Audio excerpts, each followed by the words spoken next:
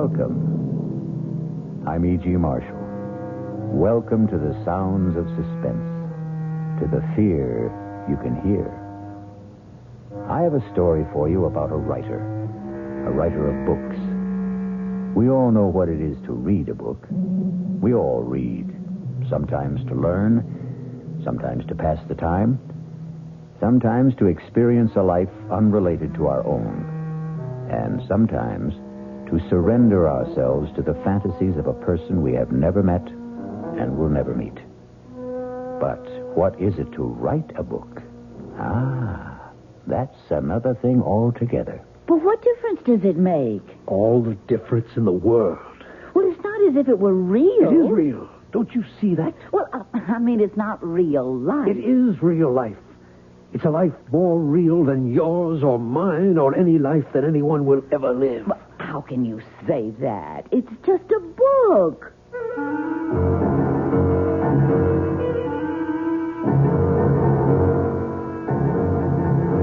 Our mystery drama, 3 Women, was written especially for the Mystery Theater by Elspeth Eric and stars Ruth Ford. It is sponsored in part by Anheuser-Busch Incorporated, brewers of Budweiser. I'll return shortly with Act 1.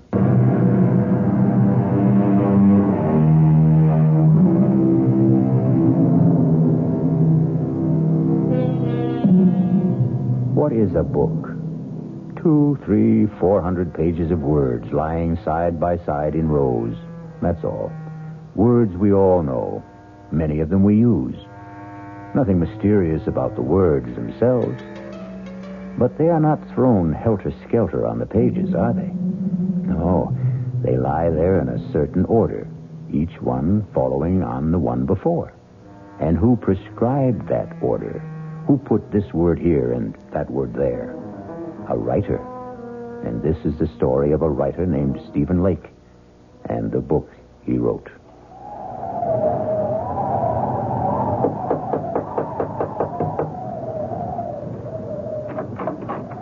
Yes? Does Mr. Lake live here? Yes? Is he home? Yeah, he's home. Could I see him? Well, he's working. Could you tell him, please, it's Mr. Higgins to see him? Higgins? I'm a publisher. Look, could I step inside? It's terribly cold out here. Yeah, I guess so. He really is working, isn't he? I mean, I hear him, his typewriter. You're a publisher, you say? Yes, that's right. If you just tell him... You can go on up. Up? Yeah, up that ladder. That's where he works up there. Oh, thank you. You get to the top, just bang on the trap door. Well, yes, thank you. Bang hard so he'll hear you. Yes, all right. He heard you. Mr. Lake, I'm Albert Higgins. Albert Higgins. Not from... Yes, from Higgins and Hart. All right to come up the rest of the way? All right. Well, I should say. Can you make it? Can I help you? I think I can. Yes. Here we are. I can't believe it. Mr. Albert Higgins. Very same. This where you work? Yes, it's the only place I can get away. I live with my wife and my mother-in-law. That was my mother-in-law who let you in. Well, it's nice and secluded up here, anyway. May I take your coat, Mr. Higgins? Oh, thank you. No, actually, I think I'll keep it on. You're cold. Well, it's awfully cold outside. Well, I think it's even colder in here. I get where I don't notice it. You have a stove, I see. Yes, but sometimes I forget to put wood in. Just a second, I'll get it going again. That's a real old Franklin stove, isn't it? Genuine article. I haven't seen a Franklin stove in years. Well, they're great, if you remember to keep them lighted. Please sit down, Mr. Higgins. All right. Well, now, I'd better explain what I'm doing here. I'd sure like to know. My secretary handed me your manuscript just as I was leaving the office for the weekend. We have a little ski lodge up here, my wife and I, right up the road from you, as a matter of fact. Yes, I think maybe I've seen it. Right off Route 7, about a mile north. Yes, that's it. Well, I was coming up by myself, and on the train I read your book. When I got to the lodge, I read it again. I like it a lot. Except for one thing. What's that? You've made one grievous error, Mr. Lake. Or may I call you Stephen? Call me anything. What's the mistake? You've killed off the most attractive character in the book. You mean Clarissa? You can't do that, my boy. Why, 9/10 of the book's appeal is the charm of that girl. She's another Scarlett O'Hara. You can't spend 200 pages making us fall in love with this marvelous creature and then, poof, just like that, have her die on us, go out of our lives. Well, you just can't do that. But I have to. Well, you don't have to at all, Stephen. You've written a marvelous book. I want to publish it. All I want from you is 10 new pages, the last 10. Write me 10 new pages at the end and let Clarissa live. I can't. Now, Stephen, that isn't asking much. It's everything. I can't do it.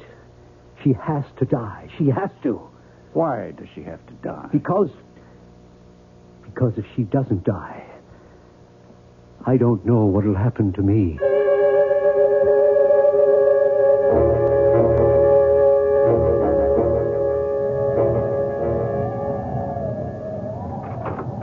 Mama? That you, Loretta? It's me. Well, get your boots off. Dinner ready? Just about. If you call Stephen, he gets so wrapped up in his writing. Well, he's not wrapped up now. Listen to him. He's thinking, Mama. He's walking up and down to help him think. Well, he can't be putting words down every single minute. He's been walking up and down like that ever since that man left. What man? Was somebody here? Mr. Higgins. Higgins? Albert Higgins? From Higgins and Hart? I believe he did say he was a publisher. Oh, Mama, it was our last hope. You know, every other publisher turned down Steve's novel, and he sent it to Higgins and Hart. But Mr. Higgins was here? They were up there together for about 15 minutes, and then the great Mr. Higgins came tumbling down the ladder like the devil himself was after him. Very red in the face. Looked at me like everything was my fault and catapulted out of here. Well, you didn't ask Steve what happened? Loretta, when have I ever asked Mr. Genius-type novel writer Stephen Lake anything? If he feels like telling me, he'll tell me, which he never does. I'm going to find out. Good luck is all I can say. Stephen? It's impossible. Absolutely impossible. Stephen! Impossible, Clarissa. I can't. Darling, are you all right? Loretta? Oh, you just get home? Mrs. McGinnis wanted her windows washed. Darling, Mama said... I don't want you washing windows. Stephen, Mama said there was a man here today, a Mr. Higgins? Albert Higgins. He really was here? He has a ski lodge up the road. Well, he didn't just drop in, did he? What did he want? He read my book. He wants to publish it. Oh, Stephen, well, why didn't you say so? He wants me to change it. Well, does he want you to change it a lot? Completely. Oh. Well, would that be a lot of work? The last 10 pages. He wants me to let Clarissa live. Is that all? Oh, Stephen. What do you mean, is that all? Clarissa is supposed to die. It's all been decided. She has to die. I can't let her go on living just to please Mr. Higgins. But it's not just Mr. Higgins. Oh, Stephen, I wasn't going to tell you yet, not for a while. But I can't go on doing housework for other people much longer. I never wanted you to do housework for other people. But pretty soon, I won't be able to. I'm going to have a baby, Stephen.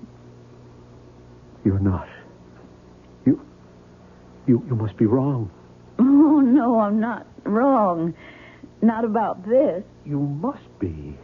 Well, Stephen, aren't you glad? Just a little bit, and coming right now. What with Mr. Higgins wanting to publish your book, why, in the spring, we'll both be having babies. You'd be having your book, and I'd be having... I can't let Clarissa live. I can't do it. She has to die. Just the way I wrote it, she has got to die. Stephen, you're frightening me. I'm sorry. What difference would it make if you let Clarissa live? all the difference in the world. It's not as if it were real. It's just a book. It's not just a book. Loretta, I can't talk about it anymore right now. Well, you think about it, won't you? About rewriting it? I'll think about it. Well, Mama says dinner's almost ready. I'll be right down. Well, don't be long. I won't. Clarissa, I can't let you live. Oh, yes, you can, darling. I can't. You can do anything you put your mind to, Stephen. Anything at all. You're such a great man, darling. You can do anything. Absolutely anything at all. You know you can. Mr. Higgins, this is Stephen Lake. I have to see you, sir. No, right away, if that's possible. I'll come to your place. Yes, it's better that way. In an hour. All right, sir. I'll be there. Oh, that's my sweet Stephen. My dear love. My own brilliant boy. My Stephen.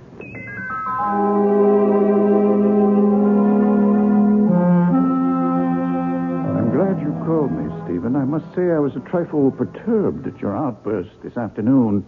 It seemed such a little thing I was asking, to kill off a character like Clarissa in the last 10 pages when you've spent the entire book constructing her magnetic personality. It's not right.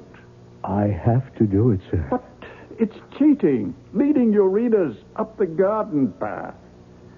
I'll tell you something which perhaps I shouldn't, but anyway, I discussed with my wife the possibility of a sequel to this book, using the same central character.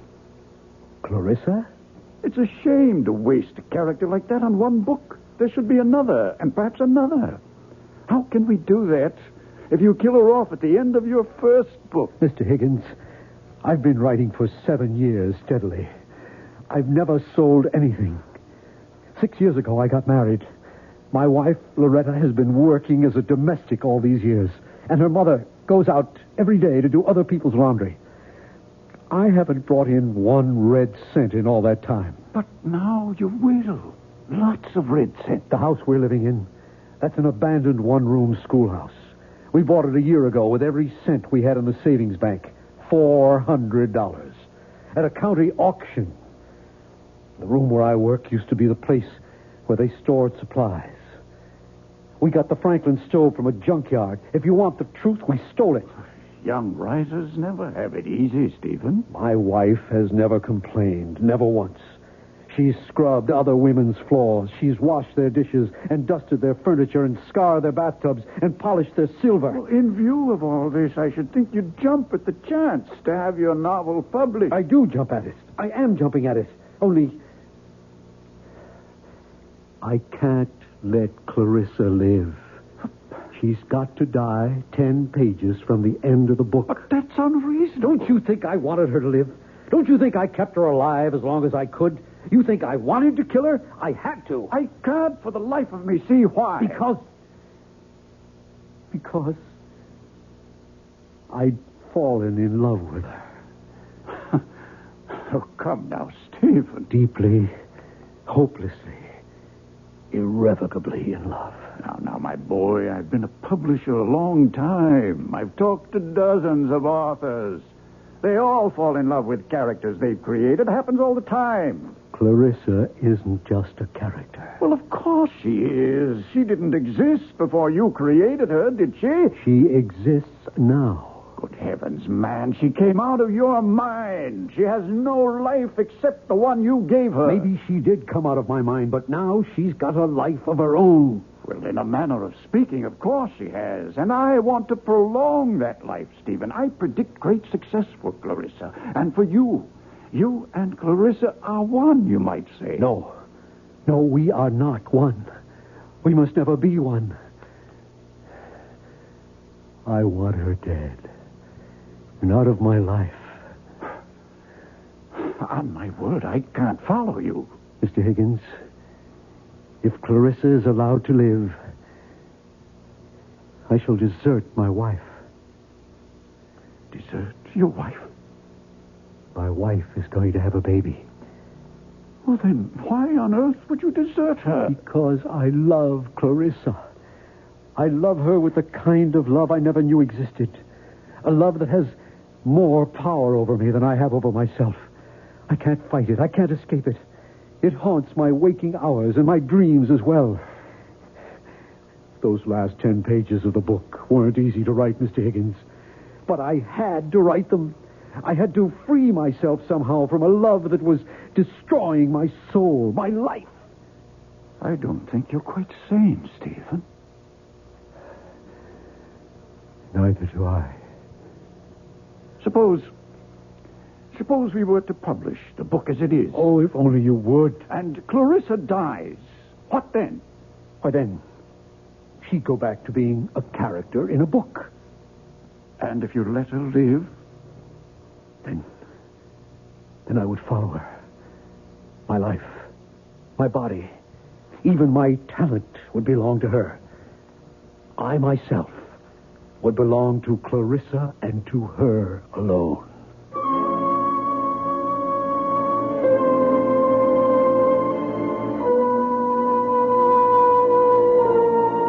Everybody talks about love, but nobody does anything about it.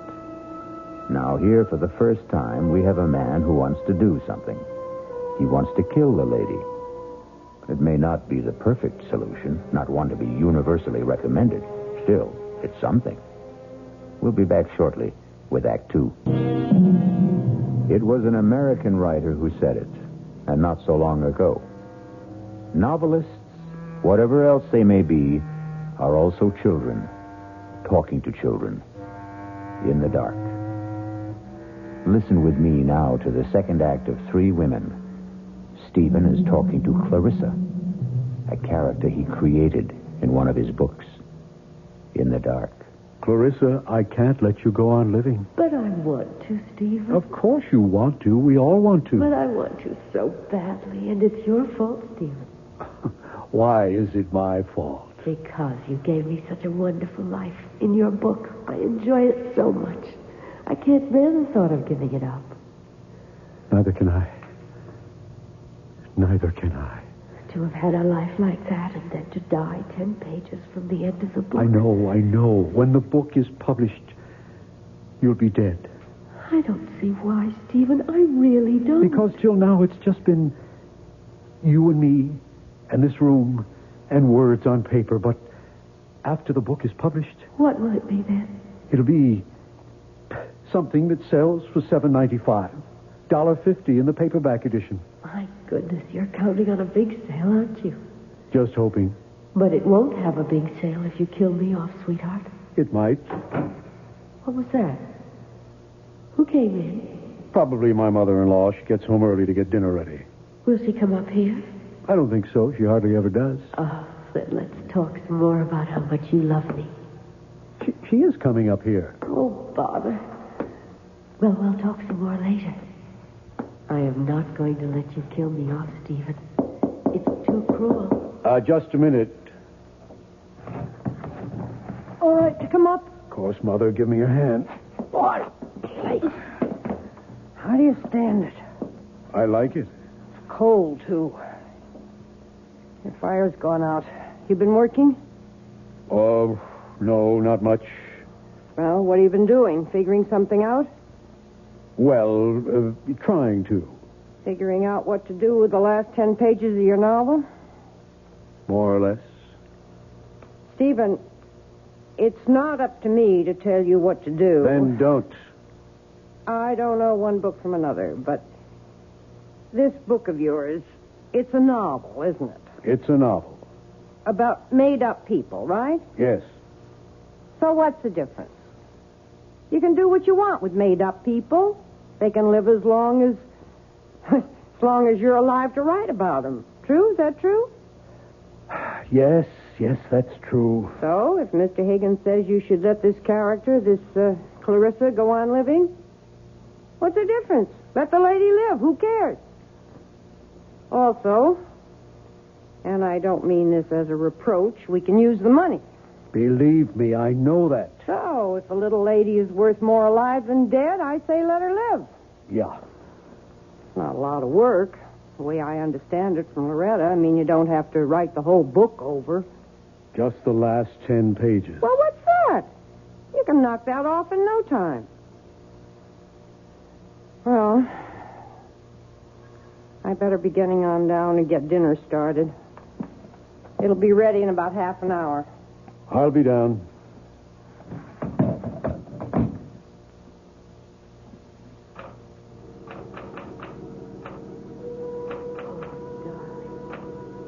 Darling, yes. Yes, sweetheart. The cold hand I held, wet with my tears. Oh, Stephen, that's beautiful. Stirred ever so little. The fingers moved faintly in mine. Oh, Stephen, yes.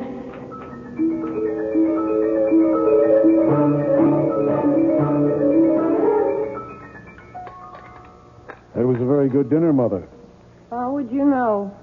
You hardly tasted it. Well, what I did taste was awfully good. Nobody's going to eat anymore. I'll clear. Well, let me help, dear. Oh, don't be silly, Mama, and I'll finish up. You go back to work if you want to. Well, all right. I guess I will. Poor Stephen. He looks awful. He hardly eats anything anymore. I had a talk with him today about changing the book. What did you say? I said, what's the difference? Character in a book can be alive or dead. Who cares? Stephen cares. Well, why should he? Oh, Mama. He's a writer. Writers care about these things. It has something to do with, artistic integrity. You think maybe somebody's putting things into Stephen's head? Artistic notions, things like that? Who would do that?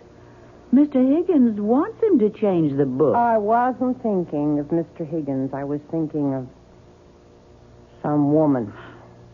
What woman? I don't know what woman.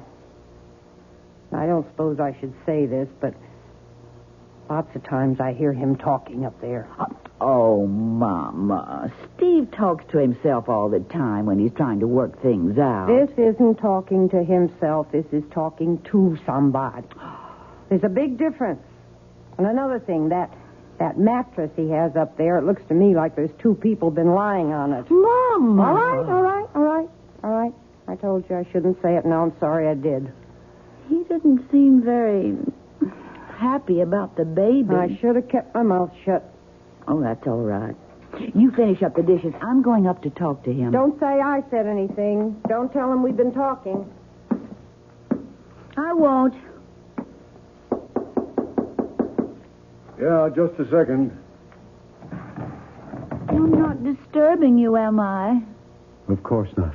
Well, I didn't hear the typewriter, so, Stephen, do you love me? What kind of a question is that? It's the kind of question wives are always asking, even if they never say the words. Yes. I love you. Are you glad we're going to have a child? Yes. Yes, I'm glad we're going to have a child. Well, ask a straight question and you get a straight answer. That's the way it should be. So, I'll ask you another one. Why don't you want to change the book? Loretta, I just don't. Well, it's not a straight answer. I know it isn't. I just can't. Stephen, I'm going to ask you another straight question. Are you interested in some other woman? Interested? No. Because if you are, I'll go away. No, I don't want you to go away. I'll go away and have the baby someplace else. Till you get over this other woman, then I'll come back. Or if you don't get over her, I'll stay away. Oh, Loretta. Stephen, can you swear to me that there's no other woman in your life except me? Can you promise me that? Loretta, I swear to you, I promise you that I love you. that I love you, that I want you for my wife for always, for as long as we live. I guess I'll have to be satisfied with that. It's the truth. All right. I'll let you work now. Oh, I thought she'd never leave. Please, Clarissa, I don't feel like talking to you right now. Why didn't you tell her about me? How could I tell her about you? She wouldn't believe me. Nobody would. Darling, you know what I was thinking while Loretta was going on and on about herself and you and the baby she's going to have? I was thinking, why don't I have a baby? Oh, not in this book, of course, but later on in some other book. I'll have this perfectly gorgeous child who'll have my sweet disposition and your marvelous brain. How about that?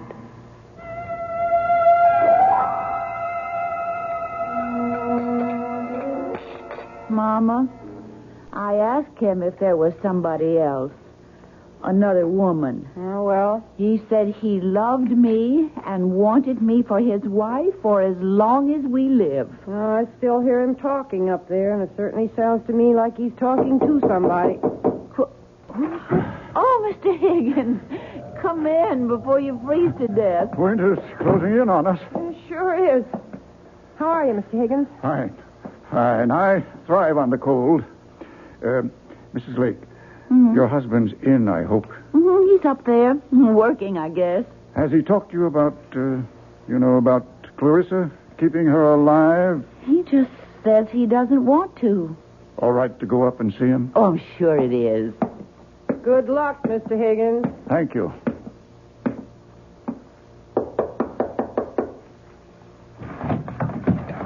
Oh, Mr. Higgins. Okay to talk to you for a few minutes, Stephen? I guess so, sure. I thought I'd like to see how you're getting along. I'm not. You haven't done any work? None at all? Oh, a few pages. They're over there next to the typewriter. Okay to have a look? If you want to. Mr. Higgins, if you're here to talk to me about letting Clarissa live... I most certainly am. I'm not sure I can take it anymore. My mother-in-law is talking to me about it. My wife talks to me about it. Stephen, this is very good so far. And the hardest thing of all is Clarissa talks to me about it. Do you know what she wants now? She wants a baby. My baby. We could probably work in a baby later on. Mr. Higgins, if Clarissa has a baby, am I going to love it more than Loretta's baby? Stephen, these pages are very good. Now write the last couple of pages. I've got to kill her off, Mr. Higgins, and never write about her anymore. Never. Oh, now, Stephen, stop it. Calm down and try to be reasonable. I can't be reasonable. I love my wife, Mr. Higgins. I want to live with my wife and our child. I can't live with her and Clarissa, too. No, Mr. Higgins. Clarissa has to die just the way I wrote it in the first place. If she dies in this book, then I can't write about her anymore. And if I don't write about her anymore, she won't exist. Stephen, I won't publish the book if Clarissa dies. I've put it to you straight. Don't you think you owe it to your wife, to your mother-in-law, to yourself, to make this little concession? Concession? What will happen to them if you don't? What will happen to them if I do?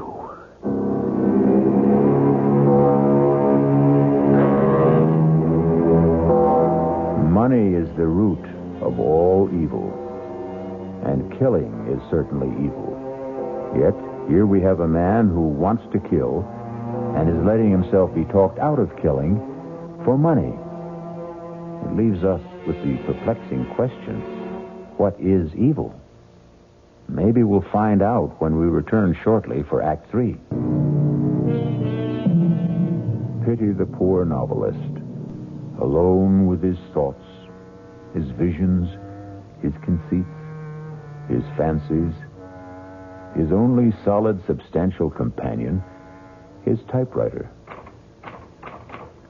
Stephen? What is it, Clarissa? Everybody wants me to live except you. I know.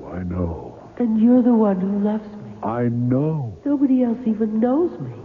Except from reading the book, and that's not really knowing. Clarissa, I wish you'd let me work. How am I doing? You're living. Oh, Just barely, but you're living. I thought I was. Because I was feeling so warm and loving about you. I know the only reason you're keeping me alive is for the money. You can't fool me, Stephen. If there was a way to kill me and still make the money, I bet you'd take it. There ought to be a way. Clarissa, you've given me an idea. Oh, it makes me very happy if I've given you something. You've given me everything. It's about time I gave something back to you. Mr. Higgins, Stephen Lake. Yes, I have an idea. I have to talk to you about it right away. Can I come to your house? Well, that's all right. I have snowshoes. I'll be there in, say, half an hour. Thanks, Mr. Higgins. What kind of an idea have you got? Never you mind. I'm coming with you. I don't want you tagging along. I want to tag along. Where are my snowshoes? Right there. Now, what's this big idea you have to tell Mr. Higgins? None of your business. Is it about me? As a matter of fact, it is. So then it is my business. Stephen, you're not going to kill me off, are you? I thought that was all decided. Are you?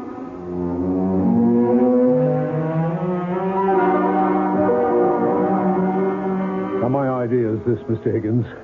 I'll finish up the book just the way you want it. Good. Clarissa stirs and comes to life. Whatever it was she was dying of, she only went into coma, etc., etc. I'll work it out. I'll give you the book in a couple of days, maybe by tomorrow. Good. Then, if you still like it... Oh, I like it. It's yours. Only, I want it in my contract that whatever money the book makes goes to my wife. I want her to get all the proceeds. But it's your book. Why, I just happened to write it, that's all. And writing it... I nearly ruined my wife's happiness and my own. I don't want any money for that. Stephen, it seems to me that you're simply feeling guilty about your feelings for Clarissa. I am. Guilty as hell. And about the other books, the ones after this one. You're not going to tell me you don't want any of that money either. I want somebody else to write those things, not me. You're joking. Mr. Higgins, I've got to get Clarissa out of my head. And the only way to do that is to put her into somebody else's head. Let somebody else keep her alive, not me. Well, I suppose we could find a ghostwriter, but at least let me have those last 10 pages with Clarissa alive. Mr. Higgins, you'll have them. Tonight.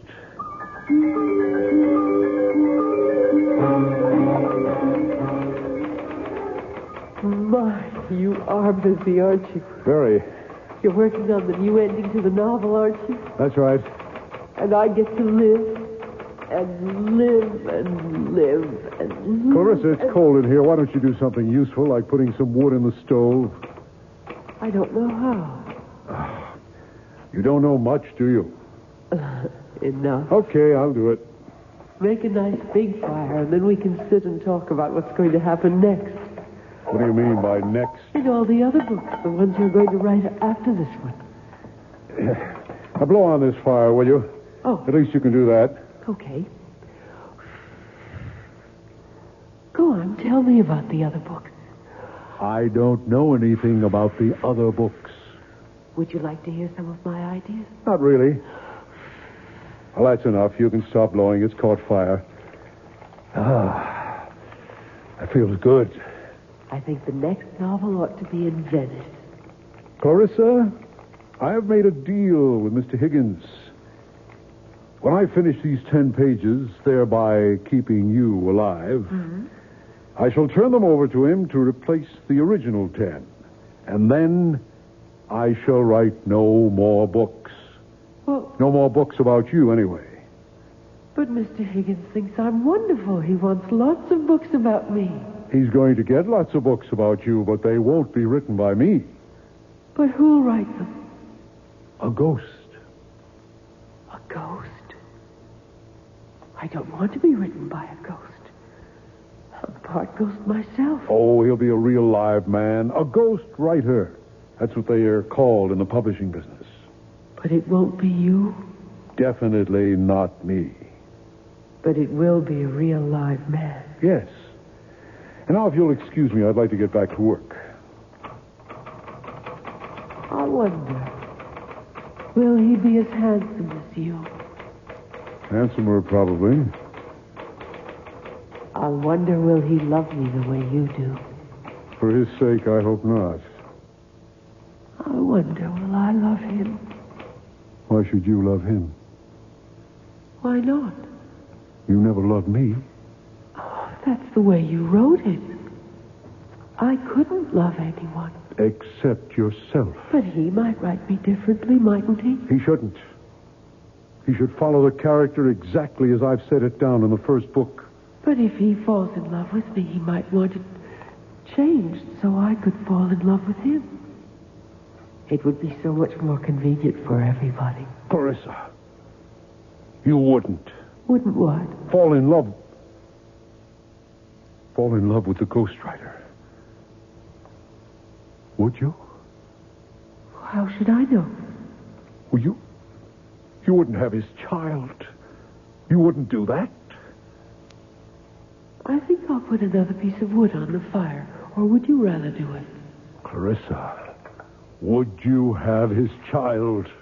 There. Oh, look. That's a nice fire. Lovely. Answer me. Would you have his child?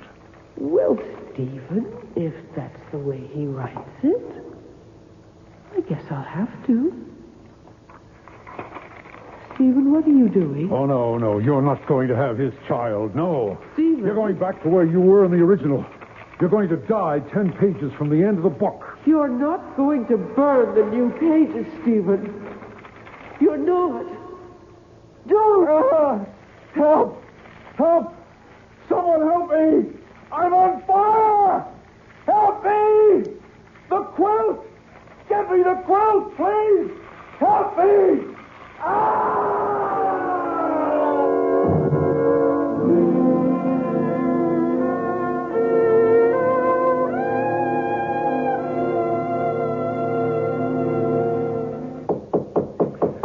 I'll get it, Mama. Mrs. Lake. Mr. Higgins. It's Mr. Higgins, Mama. Oh. I haven't seen you since the funeral, Mr. Higgins. Thank you for the beautiful flowers. May I come in for a minute? Why, of course. Come in. Would you, like a cup of tea, Mr. Higgins? I was just about to put the kettle on. Thank you, no, Mrs. Lake. I haven't wanted to intrude before this on your grief. Such a terrible accident. Mama and I can't figure out how it happened. You know, Stephen knew that Franklin stove so well. He'd used it for years. And then... It was like it sort of blew up in his face. Mrs. Lake, he was working on the new ending for the novel when it happened. At least I think he was. Well, I don't know for sure, Mr. Higgins. He promised me I'd have the new pages that same night. He acted as though he couldn't wait to get started. Oh, then I imagine that's what he was doing. Mrs. Lake, would you mind if I'm not intruding? Could I go up and take a look? You see, if I can find them, I can just substitute them for the original last 10 pages, and we can go right to work. I think we might be able to publish the book this spring. Why, that would be wonderful. At least you'd have a little money coming in. Stephen would have liked that. So is it all right if I take a look? Why, surely. You don't mind if I don't go up there with you? I haven't wanted to somehow since the fire. No, that's quite all right. I'll go up by myself. Trapdoor's not locked, Mr. Higgins. Make it all right? Yes. Thank you. Fine. Oh, I suppose I should have cleaned up that place, but I just couldn't. No hurry. When the time comes, I'll do it. It never entered my head to look for those 10 pages. No, never mind. Mama, if he finds the pages and publishes the book, and if it's a success, that'll be nice, won't it? Mrs. Lake. What is it, Mr. Higgins? You found them? I found something. I found these 10 pages. Oh, thank the good Lord. All neatly stacked beside his typewriter. Oh, I'm so glad, Mr. Higgins. Glad. Have you read them? Well, no. Well, listen. Lovely, gorgeous Clarissa lifted her beautiful head. She wasn't dead after all. Well? But that's not the way Stephen writes. I could hardly believe my eyes. That creamy complexion was beginning to pinken.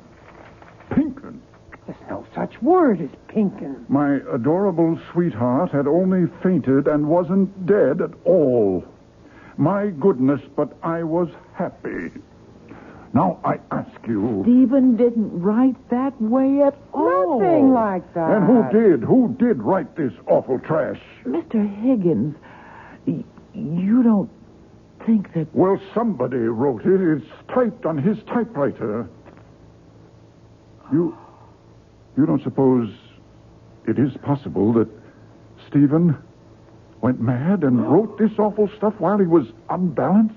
Mr. Higgins, if Stephen was a certified lunatic, he couldn't write 10 pages like those there. Do you want them to keep for any reason? Oh, I don't think so. Well, I'll take them home with me and burn them. Mr. Higgins, does this mean that there won't be any book at all? Why, I hadn't thought... I would so like to have a book of Stephen's published. Tell you what we'll do, Mrs. Lake. We'll go ahead and publish the original version, the one where Clarissa dies. You say something? No. Sounded like a ghost, kind of.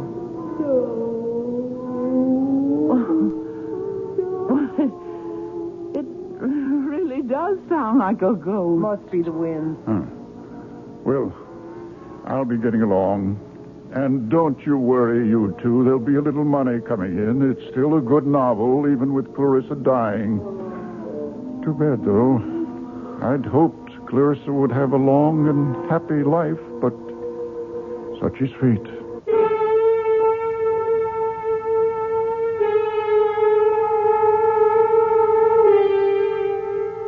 And the moral of the story is... What is the moral of the story? How's this? Lie if you like, but never believe your own lies. Or, the man who fools himself is a fool indeed. Well, something like that. You figure it out. I'll be back shortly. The gift of youth is ours for just a little while. Fame is capricious, and money slips through our fingers. Health is a godsend, subject to recall. Even the benison of love can elude us, or it can wither in our hearts. But the blessings of imagination, they belong to us forever and ever. Our cast included Ruth Ford, George Petrie, Elspeth Eric, Joan Loring, and Roger DeCoven. The entire production was under the direction of Himan Brown.